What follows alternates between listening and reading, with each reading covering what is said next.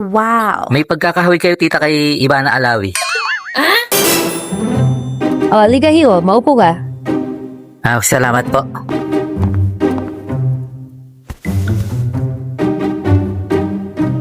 Matanong ko, Hiyo, ilan na ba naging girlfriend mo? Yung seryoso po ba, tita?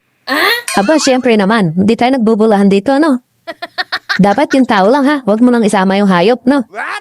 Mga 2 po, tita. Pero hindi po sa pagmamayabang. Maraming nagkakagusto sa akin. Hay nako, hindi naman pagmamayabang yan, iho. Ang tawag dyan, pagsisinungaling. Tingnan mo ang itsura mo kung maraming magkakagusto sa'yo. Naitim ka na nga, ang pangit pa. Ay, grabe naman si tita. Nanlait pa. Seryoso po ako, tita. At saka teka, huwag mo kong tawaging tita, ano? Oh no! Itong ganda ko na to, magkakaroon ako ng madugang na din yan. Ew, kadiri.